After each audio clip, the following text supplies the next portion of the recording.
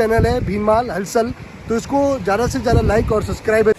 हम बात करना चाहेंगे बहुत प्रतीक्षित व खास करके मुसलमानों के लिए हितैषी वक्फ बोर्ड के बिल को लेकर करना चाहेंगे कि वक्फ बोर्ड का जो बिल लाया गया है वह कुल मिलाकर के मुस्लिम हितैषी है, न कि विरोधी है, बल्कि ये कोई हिंदुओं के कोई हित की बात नहीं, क्योंकि इनमें जो चल रहा था वह इनके पास ही रहेगा और किसी के पास नहीं जाएगा। पर हाँ, कुल मिला करके सोचा जाए तो इस जैसे अहमदिया है, पश्तूनी है, वह कुछ और इनके समाज के तबके उनको जरूर इसमें भागीदारी मिलेगी। तो ये फायदा कुल मिला के बीजेपी को है, वह मुसलमानों के, न कि किसी को हिंदुओं को। हाँ, जरूर कांग्रेस को इस बारे में अवगत लगाओ। जनाब, शहर के बीचों बीच ये खाली प्लॉट है, इस पर वक्फ का दावा ठोक दीजिए।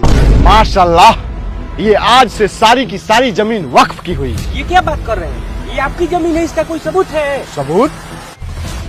वक्फ बोर्ड धारा 40 के तहत हमारा मानना है कि ये जमीन वक्फ का है तो वक्फ का है। जनाब, सरकार ने वक्फ से धारा 40 को हटा दिया। देश को डरामा बना दिए थे तुम लोग। जॉब जहाँ मन वहाँ दावा ठोक दिए। ले लो, ले लो। ए बाबू, हेलो। आज हमारे ऐवान के सामने जो वक्फ तरमीम बिल पेश किया गया है, ये न सिर्फ हमारे बुनियादी हुकूक की खिलाफ वर्जी है, बल्कि राइट टू इक्वलिटी ने तो कह दिया, एक सदस्य ने कह दिया माइनॉरिटी इस कानून को स्वीकार नहीं करेगी। क्या धमकाना चाहते हो भाई? संसद क्या करेंगे? एक कानून भारत सरकार का है, हर एक पर बंधन करता होगा और इसको स्वीकार करना। मेरे जो मेरे पूर्वज थे, समरपाल सिंह, राजा समरपाल, फिर वहां से जो आज आपने सुना होगा कि जिन्होंने मुगलों के खिलाफ, बाबर के खिलाफ जंग लड़ी थी। हमेशा एक बात कहता हूँ मिश्रा जी मैं, कि हमारे कभी पूर्वज नहीं बदल सकते और ना ही हमारा वंश बदल सकता। तो अधिकतर दावे ये मुसलमानों की जमीन पे करते थे, न कि हिंदुओं के मामले में कुछ थे ऐसे दावे, परंतु हिंदुओं के लिए लगभग ये समझे तो 5% का ही लाभ है, अन्यथा 95% मुसलमानों को नुकसान दिलाया गया ये कानून बीजेपी का। आपकी मस्जिद की जमीन वक्फ की प्रॉपर्टी मुतवल्ली नहीं बेच सकता, मदरसे की जमीन वक्फ की प्रॉपर्टी ये मोहतमिम नहीं बेच सकता, लेकिन बेची गई करोड़ों की आमदनी है। अगर वक्फ बोर्ड चाहता तो भारत के मुसलमानों की तकदीर बदल सकता था, लेकिन नहीं जनाब, बेच कर आलीशान बिल्डिंग बना।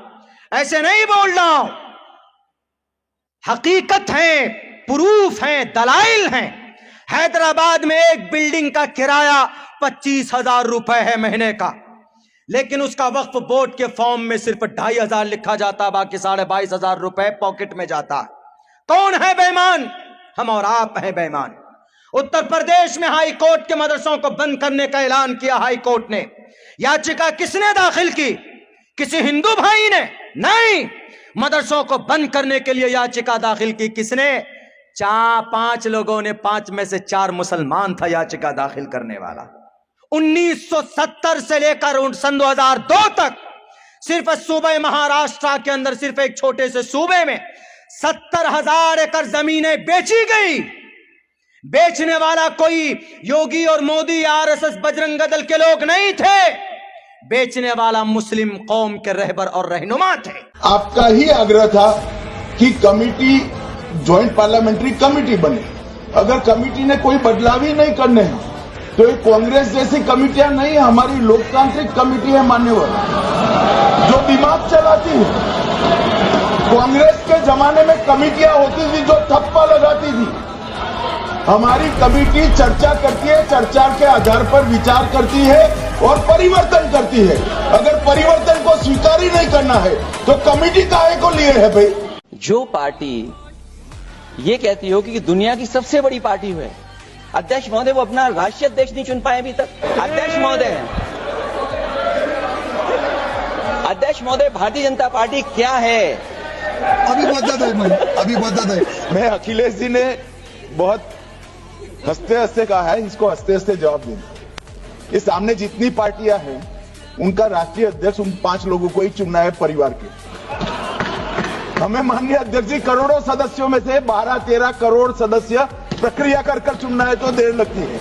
आपके यहाँ जरा भी देर नहीं लगेगी। मैं कह देता हूं अभी 25 साल तक आप अध्यक्ष हो जाओ, नहीं बदल सकता। वक्फ बिल से किसी को भी डरने की जरूरत नहीं। 2013 में कांग्रेस पार्टी ने पार्लियामेंट के अंतिम सेशन में कोई लंबी बहस के बगैर वक्फ बिल को पारित कर लिया।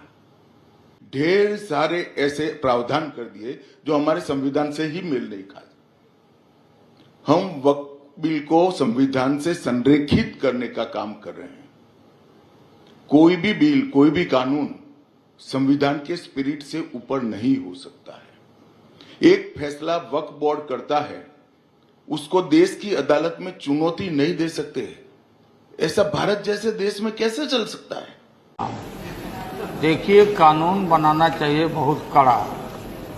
सारी जमीनें हड़प ली गई है, चाहे सरकारी हो या गैर, उसमें जो काम करने वाले लोग हैं सब बेच दिया है। प्राइम लैंड, ऐसा नहीं है कि कोई खेती वाली जमीन है।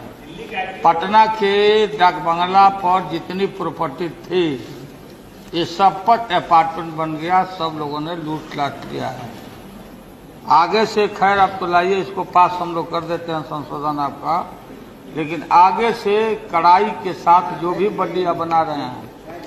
तो ये लालू जी यादव ये मुसलमानों की मांग का समर्थन कर रहे हैं कि वक्फ बोर्ड में सुधार होने चाहिए, गरीब मुस्लिमों को भी हिस्सा मिलना चाहिए, जैसा कि अब देखिए जमीन के बारे में सुधारना चाहते। ये कहते हैं कि हमारे देश में लैंड बैंक जो है वक्फ बोर्ड के पास 3rd लार्जेस्ट है। पहला रेलवे, फिर इंडियन आर्मी, फिर डिफेंस का, और फिर कहता है वक्फ बोर्ड के पास जमीन है। मैं उसको सुधारना चाहता हूँ। सर, आप भी तो ट्रेन में चलते हैं, हम लोग भी ट्रेन में चलते हैं। हजारों किलोमीटर ट्रेन का पटरी लगा हुआ है, स्टेशन बना हुआ है। वो ट्रेन का पटरी लगा हुआ है, वो रेलवे का प्रॉपर्टी थोड़ी है, ये तो देश का प्रॉपर्टी है। हमारा डिफेंस के पास कहता है कि 2nd लार्जेस्ट है। डिफेंस का पास जो भी लेने जाओ, ट्रेनिंग करता है, जाओ वो रहता है, या बॉर्डर एरिया में जितना डिफेंस लैंड है वो देश का रक्षा के लिए है। उसका कैसे वो प्रॉपर्टी के साथ आप तुलना कर सकते हैं? वो प्रॉपर्टी प्राइवेट प्रॉपर्टी होता है। तो इसलिए दुनिया में सबसे ज्यादा वो प्रॉपर्टी हिंदुस्तान में है, सिर्फ हमारा देश में नहीं।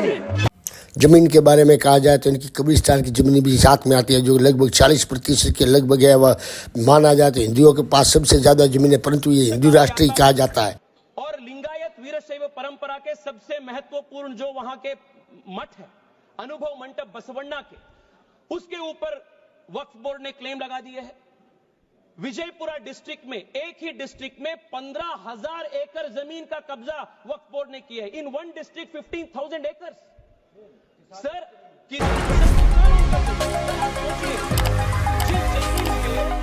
आप हजारों साल से आपके पिताजी, आपके बुजुर्ग लोग वहां खेती किए हैं, वहां उनका देहांत हुए हैं, वहां जहां सब कुछ आपके परिवार का है, उसी जमीन पे आपको वक्फ बोर्ड ने रातों रात एनक्रोचर डिक्लेयर कर दिया है।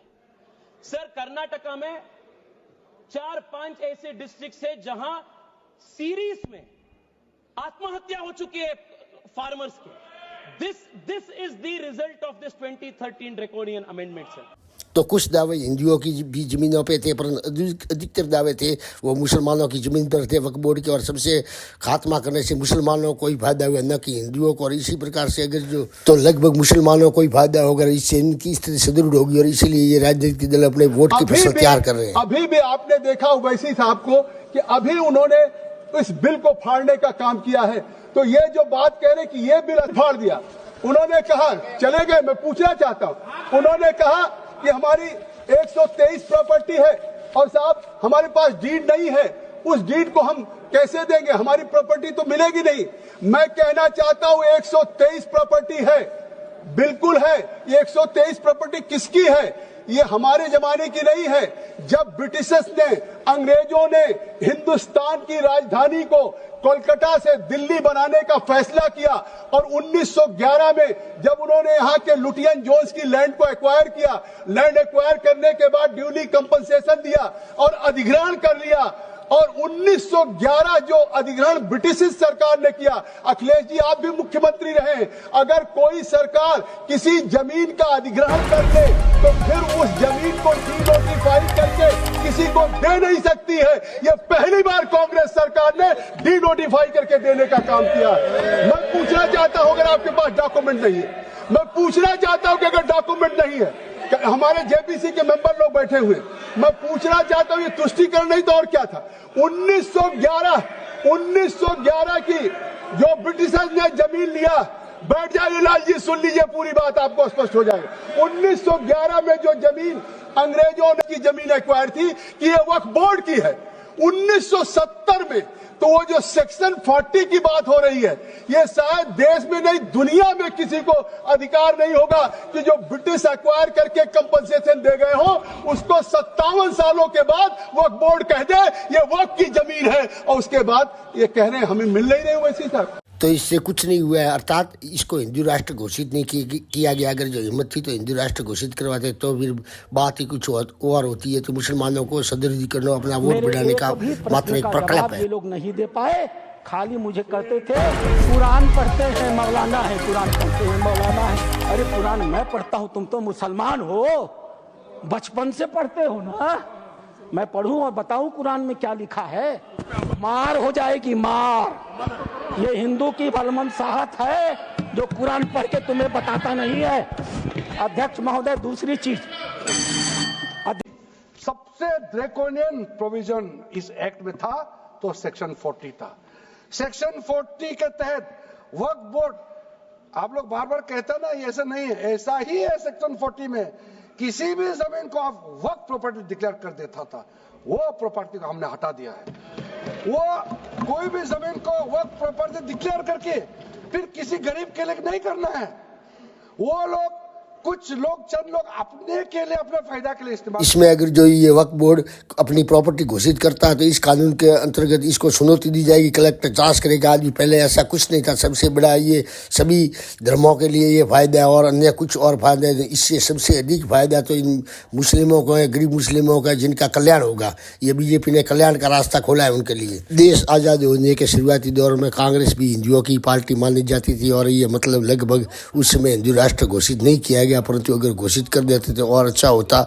और इसको नहीं किया, पर इसको पंथ निरपेक्ष देश घोषित किया। इसके बाद में कांग्रेस की इंदिरा गांधी ने के पीछे से सेक्युलर जोड़ करके इसको भी खात्मा कर दिया। तो इसमें ये हुआ। और उसके बाद में जब इनकी जो थी कुछ बातें जो कि अखर रही थी, वो सीधे तौर पर आप देख सकते हैं कि वो खड़ी होकर के कांग्रेस का सफाया कर गई। तो राजनीतिक दल को चाहिए कि सभी पंथों को साथ में लेकर चलें और जिनका अधिक महत्व, अधिक दायित्व है उसी को सबसे आगे लेकर चलना चाहिए, न कि उसका तुष्टीकरण करें। ये तुष्टीकरण के रास्ते पे चलने के कारण ये कांग्रेस को देखना पड़ा है, न कि ऐसा कि न सेकुलर जोड़ते, बल्कि इनको तो सीधा हिंदू राष्ट्र घोषित कर देना चाहिए था। तो न केवल ये विधेयक लोकसभा में पारित हुआ बल्कि राज्यसभा में भी पारित हो गया और ये अब इस पर राष्ट्रपति की मोहर लगती है, कानून का रूप ले लेगा और मुस्लिमों के अच्छे दिन आने वाले, यानी कि अच्छे दिन मुस्लिमों के आएंगे, न कि किसी और के।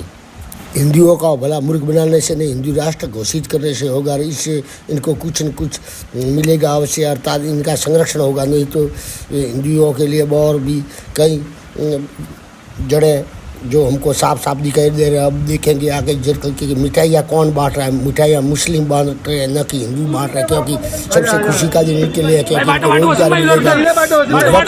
जो इनकी संपत्तियाँ हैं उनसे उनका भाड़ा भत्ता, इनकी विधवाओं को, इनके बच्चों को, सबको कुछ न कुछ मिलेगा। तो सबसे अधिक लाभ इनको है। और बीजेपी ने इनके लाभ के लिए कानून पास किया, जैसा कि बीजेपी का IT सेल जैसा कि प्रदर्शित कर रहा है, वो ऐसा है नहीं है बिल्कुल। इसलिए ये मुस्लिमों का सबूरीकरण एक दिन ऐसा आ सकता है कि बीजेपी को मुस्लिमों की पैरवी करने से अधिकतर मुसलमान बीजेपी को वोट देने लग जाएंगे। और इसी को लेकर के बीजेपी का ये जतन है, न कि आप हिंदुओं के लिए है। देखते रहे बिनवाल हलचल और सेंसस।